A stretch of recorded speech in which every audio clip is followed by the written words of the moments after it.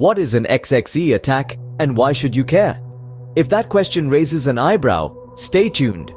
It's a topic that demands your attention, especially if you're a developer or an administrator. XXE or XML external entity attack is a type of security vulnerability. It rears its head when an application processes XML input from untrusted sources without proper validation or protection. This attack exploits the capability of XML parsers to include external entities, opening the door to various security risks. Imagine an attacker manipulating the XML input to include external entities. These could be local files, URLs, or other resources. When the XML parser processes these entities without proper validation or restriction, it can lead to a number of potential problems. Firstly, the attacker could read local files. By including file paths, they can potentially access sensitive files from the server's file system. Think configuration files, passwords, or any other files accessible to the application. Secondly, they could perform server-side request forgery or SSRF. By including URLs to internal resources, attackers can make the server perform requests to other systems or services from the internal network. This could disclose sensitive information or exploit other vulnerabilities. Lastly, they could initiate a denial of service or DOS.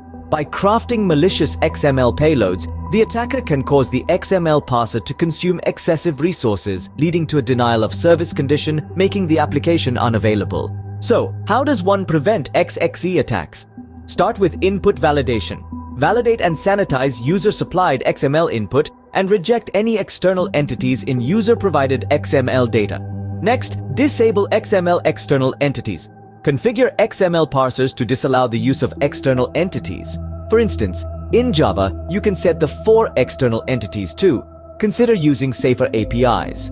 If possible, utilize safer XML processing APIs that prevent entity expansion by default.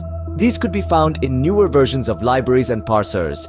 Implement firewall and network segmentation. Employ firewalls and network segmentation to restrict access to sensitive services and resources from the internet or untrusted zones. Lastly, patch and update. Keep software and libraries updated to ensure known vulnerabilities are patched. In conclusion, XXE attacks are not to be taken lightly. They can lead to data breaches or service disruptions. It's crucial for developers and administrators to be aware of these vulnerabilities and implement robust security practices to mitigate the risks associated with XXE vulnerabilities. Stay vigilant, stay safe.